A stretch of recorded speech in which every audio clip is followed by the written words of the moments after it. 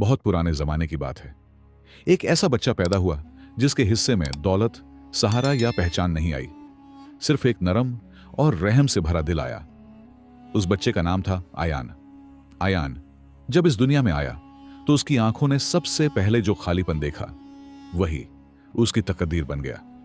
उसके वालिद को वह कभी देख ही नहीं सका। लोगों ने बस इतना बताया कि एक अजीब हादसे में रास्ते पर चलते हुए एक पल में उसकी जिंदगी खत्म हो गई थी। आयान उस वक्त बहुत छोटा था। उसे मौत का मतलब नहीं मालूम था, मगर जैसे जैसे बड़ा हुआ उसने उस चीज की कमी महसूस की जिसका नाम भी उसे ठीक से नहीं आता था। कुछ ही महीनों बाद उसकी मां बीमार रहने लगी। वो अक्सर आयान को सीने से लगाए चुपचाप बैठी रहती, जैसे बिना कुछ कहे उसे अलविदा कह रही हो। दिन ब दिन उसका जिस्म कमजोर होता गया और एक ठंडी रात वो भी इस दुनिया से रुखसत हो गई। आयान उस रात इतना रोया कि रोते रोते सो गया। उसे नहीं मालूम था कि यही आखिरी रात है जब उसे किसी नर्म और मोहब्बत भरे सीने का सहारा मिला। अगली सुबह लोग उसे उसके चाचा के घर ले गए। आयान का नन्हा दिल उम्मीद से भरा हुआ था। उसे यकीन था कि अब सब ठीक हो जाएगा। चाचा का घर गर्मजोशी से भरा होगा और उसकी तन्हाई खत्म हो जाएगी। मगर कुछ दिल रहम का मतलब नहीं जानते। पहले ही दिन आयान को एहसास हो गया कि वो वहां मेहमान नहीं, एक बोझ है। उसके लिए कोई तय जगह नहीं थी। कभी अस्तबल के पास, कभी रसोई के कोने में। जहां जगह मिल जाए वहीं उसका बिस्तर। अगर बिस्तर मांगता तो जवाब मिलता, जमीन बहुत बड़ी है। अगर ठंड में कंबल मांगता तो कहा जाता, मर्दों को सर्दी नहीं लगती। उसका हर दिन फज्र से पहले शुरू होता। नाम लेकर नहीं, यतीम कहकर जगाया जाता। लाठी हाथ में लिए उसे बकरियों के साथ भेज दिया जाता। नंगे पांव ठंडी जमीन पर चलता हुआ जब तक सूरज सिर पर ना आ जाए। भूख उसकी हमसफर बन चुकी थी। बीमारी या थकान की कोई अहमियत नहीं थी। अगर बकरियों की गिनती में जरा सी भी गलती हो जाती तो मार उसका मुकद्दर होती। किसी को यह जानने की फिक्र नहीं थी कि गलती क्यों हुई। उसकी चाची अपने गुस्से का सारा बोझ उसी पर उतारती। हाथ उठाने से पहले अल्फाज से उसे तोड़ती। हर पल याद दिलाती कि अगर वो न होते तो आयान सड़क पर पड़ा होता। अस्तबल साफ करना, कुएं से पानी लाना, भारी लकड़ियां उठाना, खेल या आराम का कोई वक्त नहीं था। अगर जरा सा बैठ जाता तो उसे सुस्त कहा जाता। शाम को वो दूर से देखता कि चाचा के बच्चे दस्तरख्वान पर हंसते खेलते खा रहे हैं। खाने के पास तभी जाता जब इजाजत मिलती। कभी भूखा सो जाता, कभी इतना कम खाना मिलता जो किसी बच्चे का पेट भी ना भर पाए। रात को जमीन पर लेटा हुआ टूटी खिड़की से आसमान देखता और खुद से सवाल करता, मुझे इस हाल में क्यों पैदा किया गया? मैं दूसरों जैसा क्यों नहीं हूं? उसे लगता था जैसे पूरी दुनिया उसके खिलाफ है। मगर इन सब के बावजूद आयान ने किसी से नफरत नहीं की। उसका दिल अब भी पाक था। उसे सुकून सिर्फ जानवरों के बीच मिलता। वो बकरियों से बातें करता जैसे वो सब कुछ समझती हों। उनके सिर पर हाथ फेरता। अगर कोई बीमार पड़ जाती तो घंटों उसके पास बैठा रहता। वो खुद को उनमें देखता, कमजोर, तन्हा, भुला दिया गया। आयान नहीं जानता था कि उसका यह सब्र जाया नहीं जाएगा और जिन दिनों ने उसे तोड़ा वही किसी बड़े इम्तिहान की तैयारी थी। वक्त गुजरता गया। आयान थोड़ा बड़ा हुआ, मगर मासूमियत उसके साथ बड़ी नहीं हो सकी। अब घर उसे और तंग लगने लगा था। हवा भी उसके सीने पर बोझ बन गई थी। और फिर एक सुबह सब कुछ बदलने वाला था। घर में सरगोशियां थीं, चेहरे जर्द थे, संदूक खोले जा रहे थे। आयान कुछ समझ नहीं पाया, मगर दिल में अजीब सा डर उतर आया। उसे नहीं मालूम था कि उसी दिन उसकी जिंदगी की सबसे लंबी रात शुरू होने वाली है। उस दिन की सुबह कुछ अलग थी। आयान जैसे ही काम से लौटा, उसने महसूस किया कि घर की फिजा बदली हुई है। आवाजें धीमी थीं, मगर चेहरों पर बेचैनी साफ नजर आ रही थी। उसकी चाची बार बार संदूक खोल रही थी, चीजों को उलट पलट रही थी, जैसे कुछ ढूंढ रही हो या किसी को ढूंढने का बहाना बना रही हो। किसी ने आयान से कुछ नहीं पूछा, मगर उसके दिल में अजीब सा डर बैठ गया। दोपहर के करीब उसे बुलाया गया। वो झिझकता हुआ कमरे में दाखिल हुआ। अंदर उसका चाचा और उसके बेटे बैठे थे। कमरे में इतनी खामोशी थी कि सांसों की आवाज भी भारी लग रही थी। फिर एक ही लम्हे में इल्जाम उसके ऊपर आ गिरा। संदूक में रखा हुआ पैसा गायब था। किसी ने यह नहीं पूछा कि कब, कैसे या कहां। बस इतना कहा गया, पैसा नहीं है। और उसी पल सबकी निगाहें आयान पर टिक गई। उसे लगा जैसे जमीन उसके पैरों के नीचे से खिसक गई हो। उसने बोलने की कोशिश की, कहना चाहा कि वो पूरा दिन खेतों में था, मगर किसी ने उसे पूरा बोलने ही नहीं दिया। चाचा के एक बेटे ने तंज भरी हंसी के साथ कहा, यतीम ही चोरी के लिए सबसे आसान होता है, क्योंकि उससे कोई सवाल नहीं करता। कमरे में हंसी गूंज उठी। वो हंसी आयान के लिए मार से भी ज्यादा तकलीफदेह थी। उसकी आवाज कांपने लगी। उसने कसम खाकर कहा कि वो बेगुनाह है। याद दिलाया कि कितनी बार उसने रास्ते में मिली चीजें लौटाई हैं, कैसे वो हमेशा बकरियों की अमानतदारी से हिफाजत करता रहा है। मगर जब मुल्जिम कमजोर हो तो सच की कोई कीमत नहीं होती। न किसी ने पैसे की ढूंढ की, न किसी और पर शक किया। फैसला तो पहले ही हो चुका था। शाम ढलने लगी, ठंड बढ़ने लगी और गुस्सा भी। चाचा आगे बढ़ा, उसका बाजू जोर से पकड़ा और आयान को जमीन से खींच लिया। उसकी आंखों में कोई नरमी नहीं थी। धीमी मगर फैसला कुन आवाज में बोला, जमीन तुमसे ज्यादा मेहरबान है। दरवाजा खुला, आयान को बाहर धकेल दिया गया और बिना एक पल सोचे दरवाजा बंद कर दिया गया। आयान कुछ देर वहीं खड़ा रहा। उसे समझ ही नहीं आया कि उसके साथ अभी अभी क्या हुआ है। फिर वो मुड़ा और चल पड़ा। पीछे रह गए जिल्लत भरे बरस बिना अलविदा कहे। रात सर्द थी, हवा उसके फटे कपड़ों से टकरा रही थी। पांव दर्द कर रहे थे, मगर असली दर्द उसके सीने में था। चलते चलते पहचानी निशानियां खत्म हो गईं, जमीन बदलती चली गई और फिर वो खुद को सहरा के किनारे चलता हुआ पाया। चारों तरफ खामोशी थी, न कोई घर, न कोई इंसान। भूख इतनी बढ़ गई कि उसे चक्कर आने लगे। प्यास ने गला जला दिया। वो एक रेत के टीले के पास बैठ गया, खुद को बाहों में समेटकर गर्म रखने की कोशिश करने लगा। उस पल उसने पहली बार असली खौफ महसूस किया। ये खौफ कि अगर वो यहीं मर गया तो कोई उसे पहचानने वाला नहीं होगा। उसी लम्हे उसकी मां की याद पूरी वजहत के साथ उसके जहन में उभर आई। कमजोर आवाज, नरम आंखें और वो आखिरी वसीयत, रहम दिल रहना, क्योंकि रहम कभी जाया नहीं जाता। आयान के होंठों पर उदास सी मुस्कुराहट आ गई।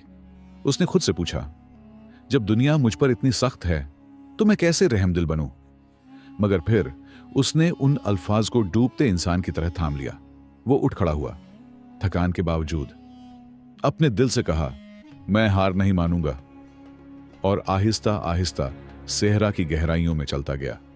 उसे नहीं मालूम था कि यही सख्त रात उसकी तकदीर की नई इब्तिदा लिख रही है, और बहुत जल्द वो किसी ऐसी चीज के सामने खड़ा होने वाला था जो उसकी जिंदगी हमेशा के लिए बदल देगी। रात अपने आखिरी पहर में दाखिल हो रही थी। आयान लड़खड़ाते कदमों से आगे बढ़ रहा था। हर कदम भारी लग रहा था, जैसे जमीन उसे रोक लेना चाहती हो। चारों तरफ सन्नाटा था, इतना गहरा कि उसकी अपनी सांसों की आवाज भी उसे डराने लगी।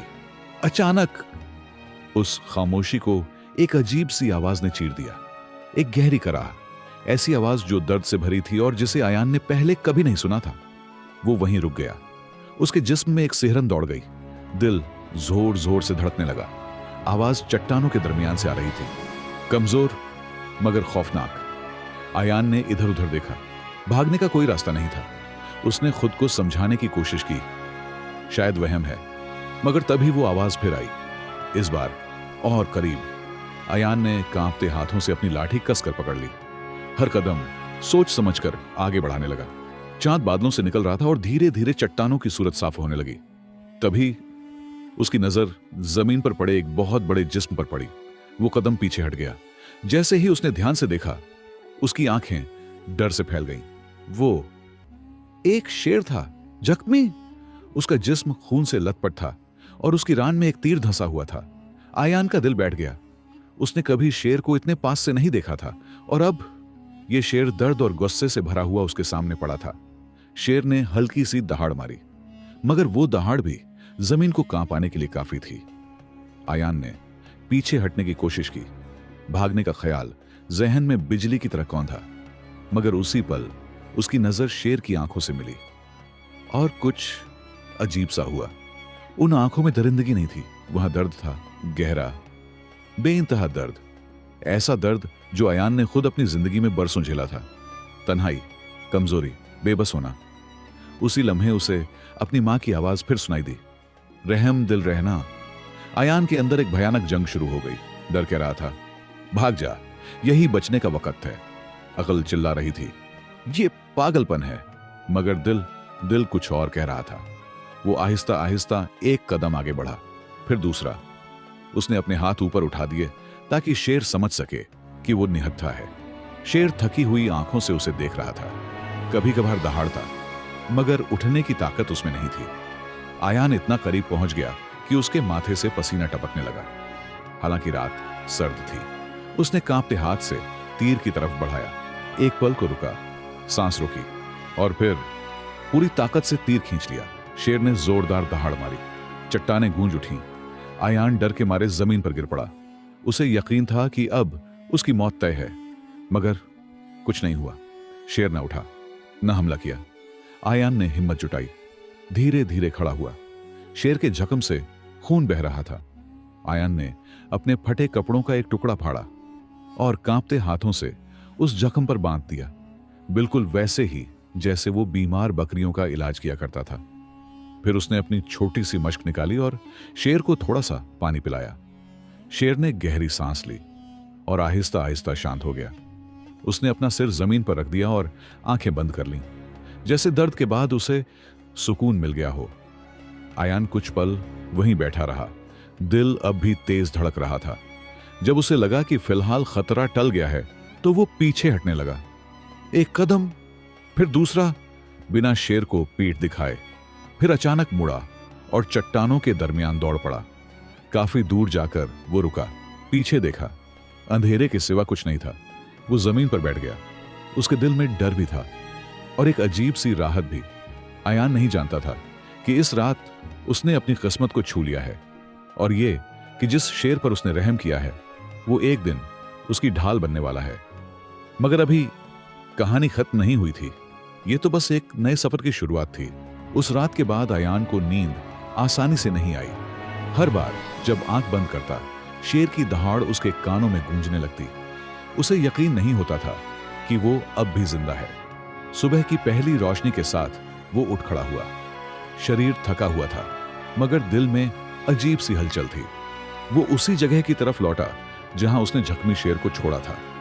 कदम भारी थे, डर और उम्मीद साथ साथ चल रहे थे। जब वो चट्टानों के पास पहुंचा तो उसका दिल तेज धड़कने लगा। वो जगह खाली थी, खून के निशान अब भी जमीन पर थे, मगर शेर वहां नहीं था। आयान ने चैन की सांस ली, मतलब वो बच गया था। दिन बीतने लगे। आयान सेहरा के करीब ही रहने लगा। वो सीखने लगा कि पानी कहां मिलता है, कौन सी चट्टान हवा से बचाती है और किन निशानों से रास्ता पहचाना जाता है। दिन में लकड़ियां जमा करता, छोटे फल ढूंढता और भूख प्यास से लड़ने के नए तरीके सीखता। रातें सबसे मुश्किल होती, ठंड हड्डियों में उतर जाती, दूर कहीं दरिंदों की आवाजें गूंजती। मगर आयान अब पहले जैसा डरा हुआ नहीं था। उसने सेहरा की जबान समझनी शुरू कर दी थी। एक रात जब चांदनी फैली हुई थी, उसे दूर से हल्की आहट सुनाई दी। आयान चौकन्ना हो गया। चट्टानों के पीछे एक साया हिलता हुआ नजर आया। उसका दिल बैठ गया और तभी वो बाहर आया, वही शेर, अब पहले से ज्यादा ताकतवर। जख्म भर चुका था, आंखों में अजीब सा सुकून था। आयान हिल नहीं पाया। शेर आहिस्ता आहिस्ता उसके करीब आया। कोई दहाड़ नहीं, कोई गुस्सा नहीं, बस सुकून। वो आयान के सामने बैठ गया और हल्का सा सिर झुका दिया, जैसे एहसान मान रहा हो। आयान के हाथ अपने आप आगे बढ़ गए। उसने डरते हुए शेर के सिर पर हाथ रखा। शेर जरा भी नहीं हिला। उस रात आयान पहली बार किसी की हिफाजत में सोया। दिन गुजरते गए। शेर अब उसकी परछाई बन चुका था। जब आयान लकड़ियां जमा करता, शेर चट्टानों के पीछे निगरानी करता। जब वो पानी के पास जाता, शेर साथ रहता। सेहरा अब उतना बेरहम नहीं लगता था। एक दिन आयान लकड़ियां उठाए लौट रहा था कि उसने दूर एक छोटा सा काफिला देखा। लोग अपने सामान के साथ रेत के टीलों के बीच बढ़ रहे थे। आयान छिपकर देखने लगा। अचानक डाकुओं का एक झुंड काफिले पर टूट पड़ा। चीखें गूंज उठीं, लाठियां चमकने लगीं। आयान का दिल कांप उठा। वो कुछ कर नहीं पा रहा था, तभी फिजा में एक हैबतनाक दहाड़ गूंजी। जमीन तक लरच गई। शेर बिजली की तरह चट्टानों से निकला, डाकुओं की तरफ झपटा, एक को जमीन पर गिराया। बाकी खौफ से भाग खड़े हुए। कुछ ही पलों में काफिला महफूज था। आयान हैरान खड़ा था। शेर वापस आकर उसके पास खड़ा हो गया, जैसे कह रहा हो, अब तुम अकेले नहीं हो। काफिले के लोग दूर से यह मंजर देख चुके थे। उनकी आंखों में डर भी था और इज्जत भी। उस दिन के बाद आयान की कहानी सेहरा से बाहर निकलने लगी।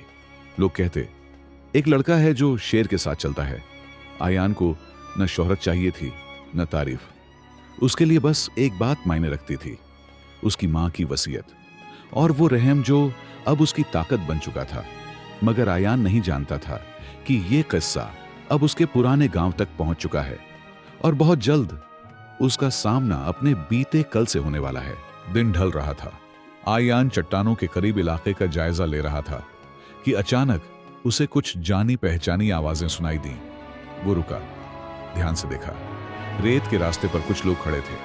आयान का दिल जोर से धड़का। वो लोग उसका चाचा था, उसके साथ उसके बेटे भी खड़े थे।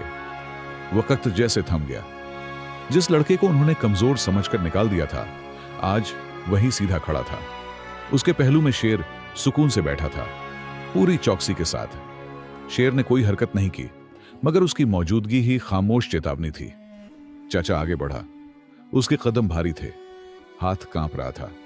उसकी आंखों में हैरत भी थी और शर्मिंदगी भी। उसने बोलने की कोशिश की, टूटे फूटे अल्फाज में अपने पुराने इल्जामों का जवाब देने लगा। कहा कि गलती हो गई थी, कहा कि हालात खराब थे, कहा कि उन्होंने सोचा नहीं था कि आयान जिंदा रह पाएगा। मगर हर शब्द कमजोर लग रहा था। आयान खामोशी से सुनता रहा। उसके दिल में न गुस्सा था न इंतकाम। काफी देर बाद वो शांत आवाज में बोला, जिस रहम के साथ मुझे निकाला गया था, उसी ने मुझे मेरी इज्जत लौटा दी। खामोशी छा गई। चाचा ने उसे वापस घर लौटने की पेशकश की। कहा कि अब सब कुछ ठीक रहेगा। आयान ने हल्की मुस्कान के साथ सर हिला दिया। मेरी जिंदगी किसी एक जगह से बंधी नहीं है और मैंने सीख लिया है कि अल्लाह मजलूम को कभी नहीं छोड़ता। उसने एक बार गांव की तरफ देखा, फिर सेहरा की तरफ। पहली बार उसे आजादी महसूस हुई। वो मुड़ा और शेर के साथ आहिस्ता आहिस्ता रेत की गहराइयों में चल पड़ा। पीछे सिर्फ खामोशी रह गई और आगे एक नई जिंदगी। आयान और शेर सेहरा की गहराइयों में और आगे बढ़ते चले गए। अब आयान के कदमों में डगमगाहट नहीं थी, हर चाल में भरोसा था। उसने चट्टानों के बीच अपने लिए एक छोटा सा ठिकाना बनाया, पत्थरों को जमा किया, हवा से बचने की जगह बनाई। वो शिकार करना सीखने लगा, जरूरत से ज्यादा कभी नहीं, बस उतना जितना जिंदा रहने के लिए काफी हो। वो प्यासे जानवरों को पानी पिलाता, परिंदों के लिए दाने छोड़ता, कमजोर को नुकसान नहीं पहुंचाता। शेर हर वक्त उसके साथ रहता, कभी आगे आगे कभी पीछे निगरानी करता। आयान समझ चुका था, ताकत सिर्फ पंजों में नहीं होती, दिल में भी होती है। धीरे धीरे आसपास की बस्तियों के लोग उसका जिक्र करने लगे। कहते, एक लड़का है जो सेहरा में अकेला रहता है, मगर कभी डरा हुआ नहीं दिखता। कुछ लोग उसे दूर से देखने आते, कुछ उससे रास्तों के बारे में पूछते। आयान किसी को मना नहीं करता, जो जानता बता देता। उसकी आंखों में अजीब सा सुकून था। अब वो वही यतीम नहीं था जिसे हर कोई नजरअंदाज करता था। एक रात जब वो सितारों को देख रहा था, उसने महसूस किया उसकी पुरानी जिंदगी पीछे छूट चुकी है। वो अब किसी का बोझ नहीं था। उसने सेहरा को अपना उस्ताद बनाया था और शेर को अपना साथी। आयान ने आसमान की तरफ देखा और धीमी आवाज में कहा, शुक्र है कि तूने मुझे टूटने नहीं दिया। शेर ने हल्की दहाड़ में जवाब दिया, जैसे हामी भर रहा हो। और उस रात सेहरा ने गवाही दी, एक लड़का अपने दर्द से बड़ा बन चुका था। वक्त अपनी रफ्तार से चलता रहा। सेहरा अब आयान को पहचानने लगा था और लोग भी, जो काफिले पहले डरते हुए गुजरते थे, अब राहत महसूस करते थे जब दूर से आयान और शेर की मौजूदगी दिखती। डाकुओं का खौफ कम होने लगा था। कुछ लोग अपनी बीमार भेड़ें आयान के पास लाने लगे। वो उन्हें देखता, जितना आता मदद करता, कभी पानी की जगह बताता, कभी सुरक्षित रास्ता। उसने कभी बदले में कुछ नहीं मांगा। एक शाम आयान चट्टानों के पास बैठा था कि दूर से घोड़ों की टापों की आवाज आई। वो चौकन्ना हो गया। थोड़ी देर में एक थका हुआ सवार सामने आया। उसके कपड़े फटे थे और चेहरा डर से पीला। उसने बताया, आगे रास्ते में डाकुओं का बड़ा झुंड छिपा है। आयान ने एक पल सोचा। वो जानता था ये उसकी जिम्मेदारी नहीं, मगर दिल फिर वही बात याद दिला रहा था। उसने सवार को सुरक्षित रास्ता बताया और पानी दिया, फिर शेर के साथ आगे बढ़ गया। दूर से डाकुओं की आहटें सुनाई दे रही थीं।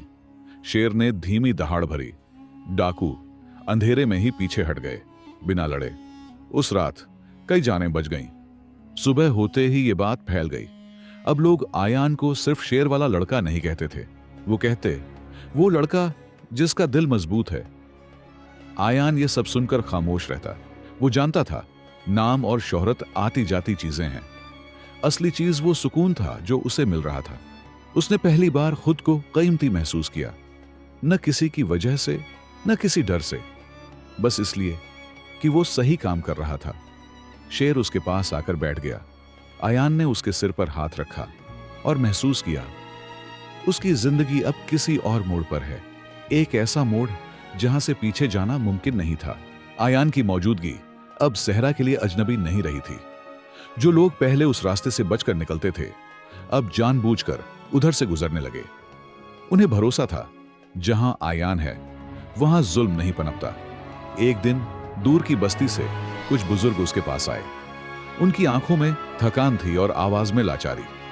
उन्होंने बताया कि डाकुओं ने उनका पानी का रास्ता बंद कर दिया है और अगर कुछ ना हुआ तो बच्चे और बूढ़े प्यास से टूट जाएंगे।